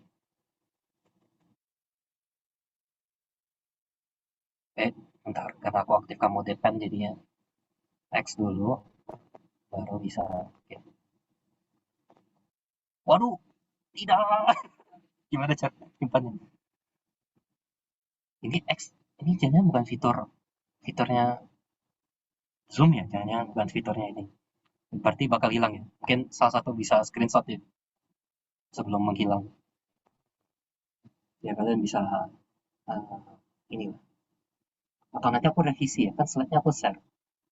Slide akan live berubah seiring aku ngedit. Jadi nanti aku akan perbaiki. Mending aku yang screenshot deh.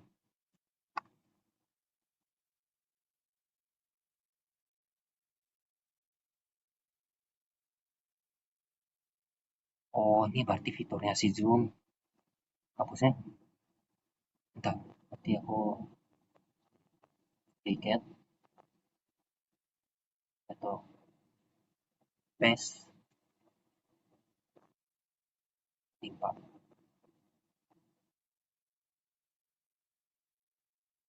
bisa bertimpa, maka aku bisa hapus semua yang ada di sini.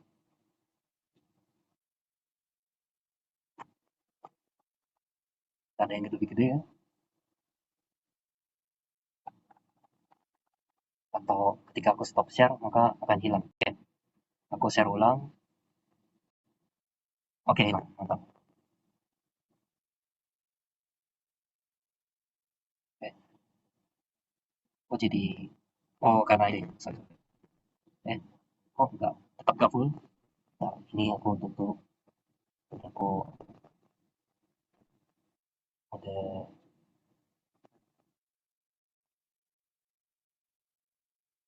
tip terakhir optimal patch yang pemakaiannya paling lama lagi di masa depan. Paling lama lagi di masa depan. Kalau sebelumnya aku melihat ke masa lalu. Berarti sekarang aku akan melihat ke masa depan, aplikasi mana yang tidak akan aku pakai lagi sehingga aku tidak akan menyimpan dia ke dalam RAM. Berarti kayak dia bisa meramalkan aku misalnya gak bakal belanja ini selama setahun ke depan, maka dia tidak akan memasukkan itu ke dalam rekomendasi aku. Karena aku tahu, misalnya aku pernah mungkin melihat apa ya, Ferrari Lamborghini, mungkin tiap kali apa ya, dapat angpau setahun sekali. Uh, maka aku tidak akan, dan dia bisa meramalkan, oh dia cuma akan melihat pas tahun baru doang, maka aku tidak akan, karena harga mahal, maka aku tidak akan tampilkan dia ke dalam rekomendasi atau istilah proses dalam RAM, karena aku tahu dia gak bakal beli kecuali tanggal segitu doang. Oke, harusnya gitu. Saya melihat masa depan patch mana yang tidak lagi terpakai, patch itulah yang akan saya keluarkan. Oke, mari kita langsung coba terjun. Gara-gara ngurus enrichment tadi aku jadinya spontan, ini belum sempat aku review. Mari kita langsung terjun aja. Sama kayak tadi, 321. Kalau ada patch yang sebenarnya aku udah simpan di RAM, maka dia akan jadi hit di sini. Nah, yang masalah tuh jadi konflik. Nah, tadi metodenya bilang aku tidak akan melihat, berkebalikan dengan tadi yang aku melihat ke masa lalu. Sekarang aku akan melihat ke masa depan di sini. Di antara proses 3, 2, atau 1, proses mana yang tidak akan, paling lama tidak akan muncul. Nah, ini kan konflik. Kenapa 1?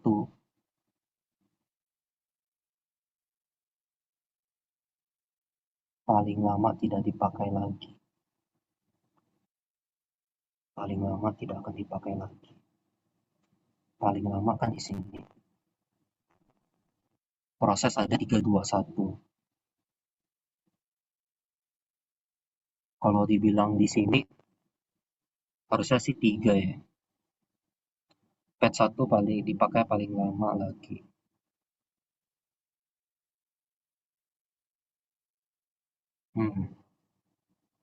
Tak, aneh sini. 3, 2, 1, tapi dia akan gantikan. Ini ada yang salah ya.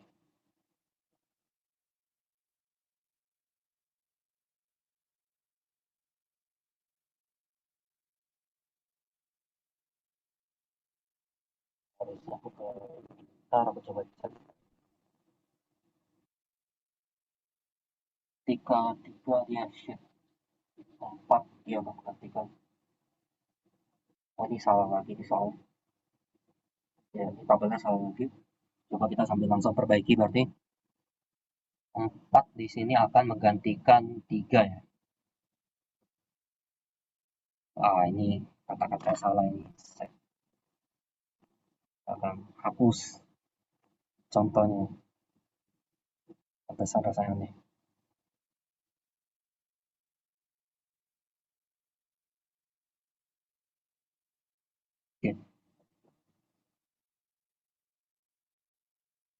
coba fitur zoom, kita kasih apa ya, salah.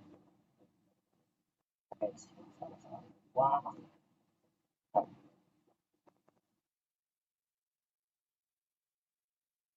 kita ke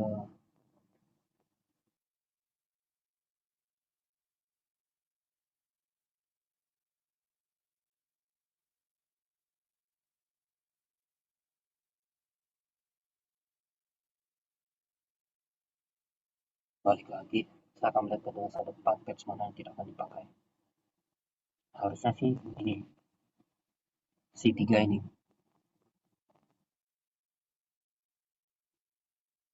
Kita akan ini di antara 3, 2 atau 1. Proses mana sih yang kedepannya bakal paling lama tidak akan aku pakai. Oke. Karena aku sambil lihat sini, karena si ini salah berarti set. Ini harusnya ini ya, 3 yang keluar karena prosesnya paling lama nggak dipakai di sini. Maka 4 akan menggantikan 3. Wow. 4 akan menggantikan 3. Oke. Kemudian ini berarti ini harus 1, ini adalah 1, kayak gini. Berarti betul 4, 2, 1. Ini juga 4. Ketika 1 masuk, maka dia hit karena dia tahu oh ini prosesnya masih ada di dalam RAM nih. Ketika ada 6 di sini, maka aku akan membandingkan 4, 2 dengan 1. Manakah yang akan 4, 2 sama 1, manakah yang akan paling lama tidak aku pakai. Bentar, harusnya kan yang ngegantiin sih 4. Logikanya gini. Harusnya kan sini yang gantiin. Tapi ini wah bentar, ini soalnya kayak kepanjangan sesuatu. Kita coba cari di internet.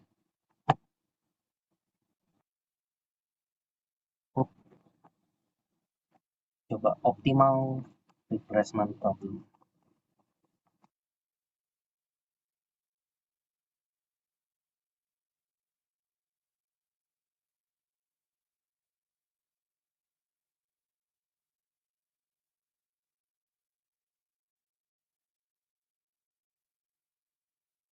Oke, reference stringnya ini dengan 4 page. Tadi kan kita 3, ini ada 4. 7012 di sini. Ketika aku request berikutnya 0, dia akan hit karena patch number 0 ini ada di dalam RAM maksudku. Kemudian di sini 3 apakah dalam RAM? Tidak ada. Maka 3 akan digantikan oleh salah satu di sini yang paling tidak akan dipakai di masa depan. Coba kita lihat di masa depan, kita lihat nggak ada 7 sama sekali. Maka proses yang akan digantikan oleh si 3 di sini adalah si 7 karena kita tahu proses 7 istilahnya kayak aku mungkin anggap main Zenless Zone Zero. Aku udah tamatin story season 1. Maka user ini kemungkinan besar tidak akan, anggaplah dia bisa meramal. Harusnya kan nggak bisa ya game ya. User ini kemungkinan besar tuh pasti nggak akan akses peta-peta yang lama gitu. Atau kalau aku udah sampai Genshin tuh udah sampai Not Cry, maka probability aku untuk pergi ke, kok aku lupa daerah apa. Ya, daerah yang angin itu pasti kecil gitu. Berarti yang pasti tidak akan dipakai di sini akan kugantikan, yaitu 3. Oke, sampai sini masih masuk akal, betul. 0 di sini ada di dalam RAM, berarti potongan kodenya ada dalam RAM, dia hit, maka tidak akan terjadi konteks switching di sini. 4 di sini, apakah ada di dalam RAM di sini? Nggak ada. Maka dia akan menggantikan proses yang paling lama tidak dipakai di dalam RAM. Kita lihat ke depannya di sini, apakah ada proses 1? Kan nggak ada ya. Mungkin dia udah kelar dengan story ini. Maka dia akan menggantikan 1. Oke, sampai sini jelas, betul. Berikutnya 2, potongan kode 2 apakah ada dalam RAM? Ada, maka dia hit. Kayak gini. Kemudian 3, apakah ada dalam RAM? Ya hit. Lalu 0 hit, 3 hit lagi. Ini sih soalnya baik sekali sih. Nggak ada yang lebih itu. Bentar, kita coba yang ke sini.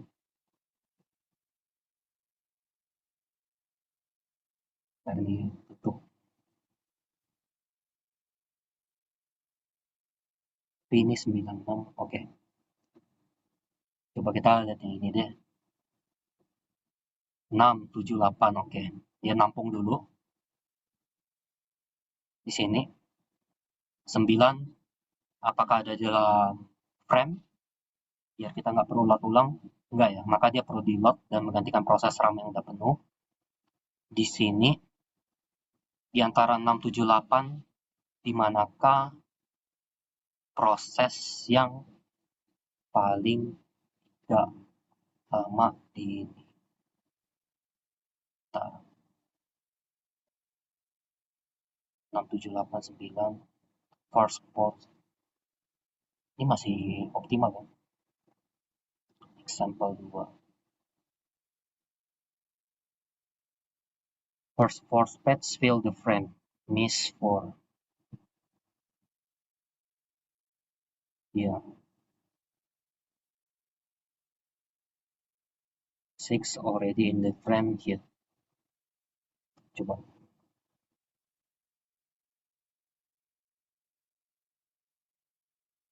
Pas ini ya, berarti kan pas ini konflik.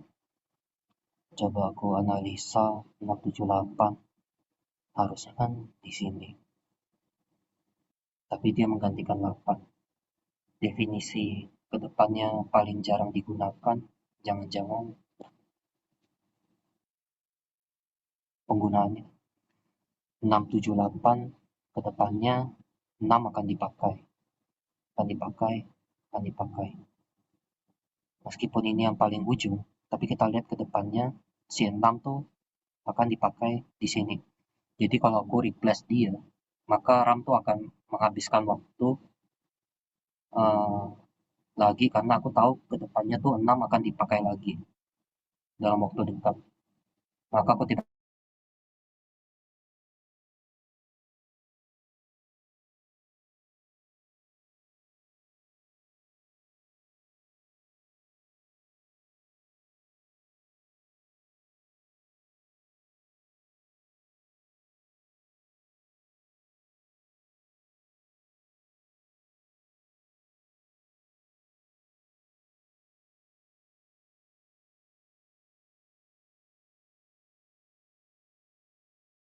tadi kepotong 678 kan. Ini tuh istilahnya gimana ya bilang ini ya. Mungkin kayak aku punya HP, aku punya list tontonan yang aku mau nonton. Daripada aku tukar list film aku dengan SSD, aku tukar-tukar. Aku tuh misalnya aku udah meramal aku bakal nonton apa dulu. Jadi misalnya 678, aku ada proses 9, aku mau nonton ini nih. Misalnya apa ya? Aduh, aku ingatnya anime tua jadi berapa nih? Ini Naruto One Piece Bleach. Lalu ini Naruto nih One Piece nih Bleach. Lalu aku mau nonton Jujutsu Kaisen. karena aku mau nonton Jujutsu Kaisen, aku akan memindahkan anime di HP aku di sini. Tapi anime apa yang bakal aku pindahkan? Misalnya aku tahu nih, aduh, Naruto lagi seru-serunya nih, skip lah. Habis aku nonton Jujutsu Kaisen, aku bakal nonton Naruto. Eh, tapi habis nonton Naruto, aku mau nonton misalnya nih Bleach ya. Aku tahu nih aku habis nonton Naruto pasti aku nonton Bleach nih. Nah, lalu 8 tuh yang paling belakang ya setelah ini. Kayaknya habis aku nonton Naruto Bleach, kayaknya aku belum mau nonton One Piece deh. Itu belakang-belakang deh. Sini. Jadi logikanya aku akan menukar bagian dalam HP ku tuh One Piece dengan Jujutsu Kaisen. Karena aku bisa melihat masa depan anime apa yang aku mau nonton. Jadi di sini 6, 7, 9. Ya, kayak gitu. Nah, kenapa optimal? Karena aku udah bisa meramal nih. Setelah aku nonton Jujutsu Kaisen, pasti aku nonton Naruto. Berarti masih hit. Jadi aku ingin meningkatkan probability aku nge-hit di sini. Karena aku bisa meramal masa depan. Lalu aku juga nonton Bleach di sini. Hit lagi.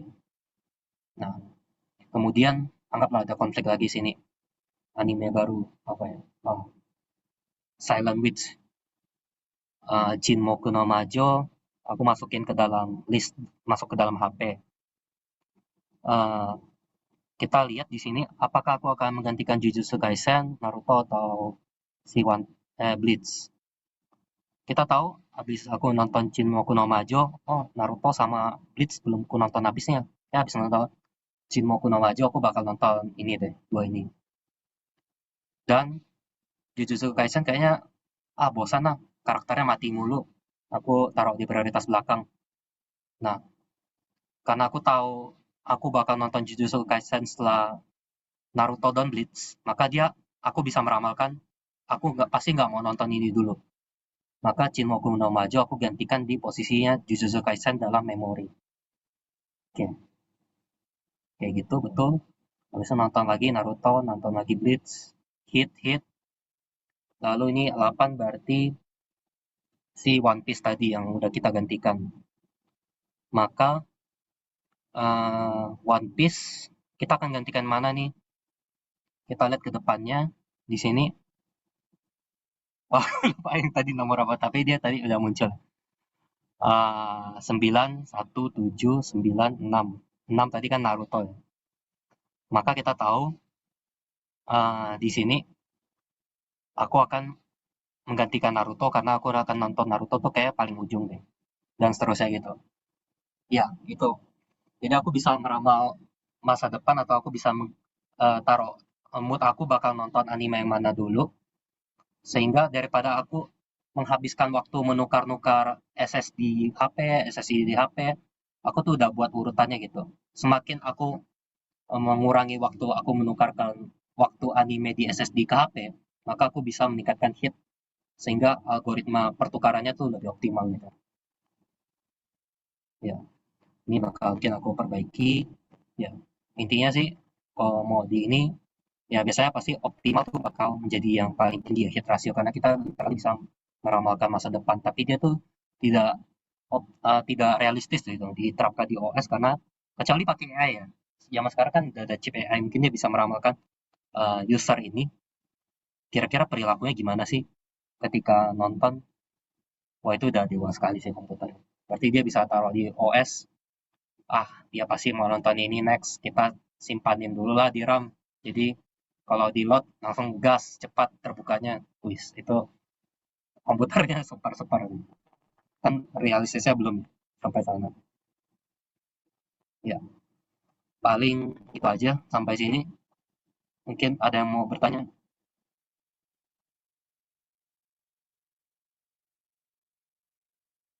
Ya, topik yang seru sih. Ternyata that's replacement. Tapi melatih logikanya. Gimana share di Jakarta gimana caranya? Sama kan? Yang itu namanya optimal, namanya paling optimal. Aku Iya. diajarin ada Vivo, ada Clock LRU. sama Oh, aku Vivo tahu ada Clock satu sama lagi. Iya, tapi kalau nggak salah di tempat kami nggak keluar. Kalau tempat saya pasti keluar ini. Yang Hah, satunya lagi, waduh, mantap. Aku lupa namanya. Oke, kita coba share screen. Kalau nggak salah, ada deh. namanya eh Coba, coba. LRU. Ya, iya, itu. Ada di sini, di sini. Emang Jakarta sama Bandung berbeda ya ulangannya? Atau sama gitu? Kan kalau soalnya ditentukan oleh masing-masing dosen di kotanya. Oh, jadi masing-masing dosa di... Bisa jadi beda. Hah, oke baiklah. Yang penting ini ajarin yang baru lah. Makasih. Hmm. Ini bukan nih yang security. Ntar, 11 kan ini. Risk placement ada di sini. Ada videonya, jangan-jangan dari si Bu Legend. Penasaran? Atau linknya mana nih? Wah, rusak. Gak ada. Berarti bukan.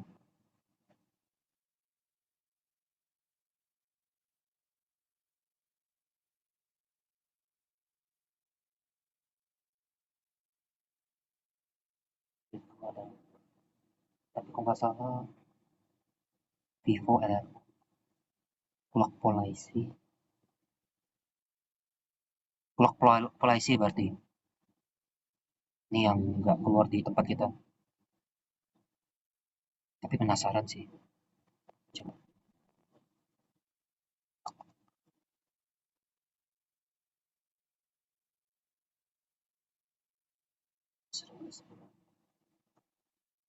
Saya pecah soal clock.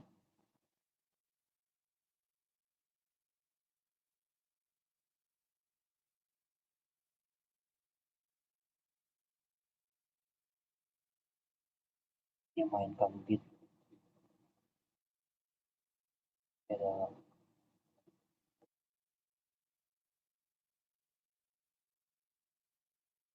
0412, 041, 041. Dia ada penyimpanan. Selain angkanya, dia ada menggunakan bit 1 dan 0. If the reference bit 0, the patch is replaced. If the bit 1, wah, ada if else-nya. Reference is bit reset to 0. The patch is moved. Oh, alamak, ini lebih kompleks. Oke, ngerti. Kita coba lihat. 041 di sini. Kemudian 041, 4 kan muncul. 4 muncul, maka dia adalah hit. Istilahnya kita nggak perlu load lagi karena dia udah ada di RAM. Simbolnya berubah bitnya dari 0 menjadi 1. Jangan-jangan PPT-nya berarti simbolnya nggak ada ya. Kok beda ya?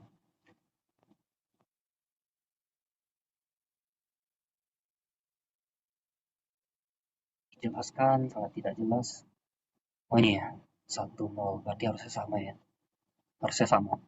Tapi nggak digambarin dari slide-nya jelas nih, lebih jelas.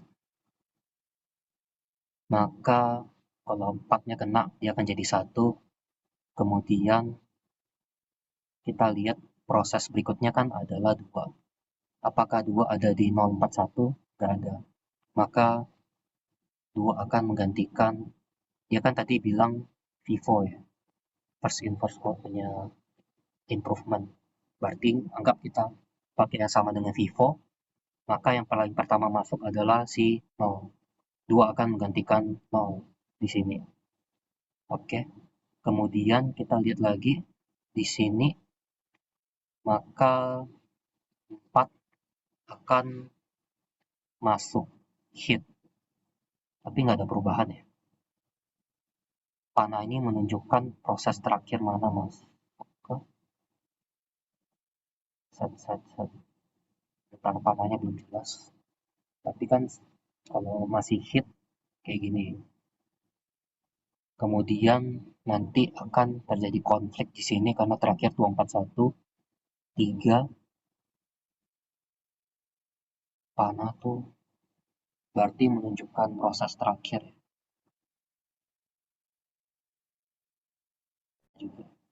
Tapi kan kalau kita tahu FIFO kan, oh bentar, ada beda dikit dengan FIFO di sini. Nah, kita tahu 0 pasti akan digantikan 2 karena dia paling awal masuk, paling awal keluar. Tapi sini ada fenomena berbeda ketika kita masukin si 3. Harusnya kan by logic aku akan mengeluarkan si 4 ya. Karena dia yang paling awal masuk di sini. Tapi somehow dia akan menggantikan 1. Coba kita baca lagi. Kalau reference bit, oh bedanya ini, ngerti. Dia improvement FIFO karena dia mencatat reference bit 1 tuh berarti dia mengingat meskipun aku menerapkan FIFO, tapi kan nggak adil ya. Aku mengeluarkan, emang betul dia urutannya masuk paling awal. Tapi kan aku akses dia baru-baru ini juga. Maka aku akan mencatat si informasi si proses ini dengan simbol 1. Si 1 tuh berarti aku baru mengakses aplikasi ini gitu. Jadi diberikan nyawa kesempatan. Istilahnya ini kayak main survival game. Kalau misalnya kita menjawab dengan benar nih atau kita menjawab dengan benar kita dapat poin 1. Tapi kalau kita misalnya akan dieksekusi, kita tuh punya nyawa cadangan gitu. Makanya dibilang kayak gini. Tapi kalau kita berhasil ini, maka kita akan tiket dapat jadi 1. Nah, setelah itu, maka misalnya nih masuk proses 3 ya, balik ke sini. Kenapa si 4 nggak dieksekusi? Karena aku menggunakan nyawanya buat selamatin gitu. Tapi statusnya berubah jadi 0. Maka kalau aku nyelamatin ini, berikutnya FIFO berikutnya apa? Yang ini. 1 dong. Maka dia akan digantikan oleh 3. Kayak gitu. Ya masuk akal sih. Lebih masuk logika daripada FIFO ini lebih improve. Kemudian, nextnya adalah 4. Maka hit dengan aku mengupdate si 4-nya jadi punya nyawa lagi. Kemudian di sini 2, aku akan update 2 dengan sistem nyawa juga. Kemudian 4 lagi, karena maksimal nyawa update cuma 1, maka nggak ada perubahan ya, tapi tetap hit di sini. Oke, sekarang berikutnya 0 ya. Nah, ketika by logika kan berarti proses yang paling terakhir kan di sini ya, 2 ya. Apakah kita bakal eksekusi dia? Enggak, aku punya nyawa cadangan. 4, apakah aku eksekusi? Enggak, dia punya nyawa cadangan. Maka aku akan eksekusi si program yang tidak punya nyawa cadangan di sini. Maka 0 akan menggantikan 3. Nah, ini yang clock berarti. Gimana? Sama gak si itu? Siapa dah? Sen. Ini kan yang Yes, kamu betul ya? yes, namanya clock. Mhm. Iya, iya, iya. Sip, paling gitu aja berarti.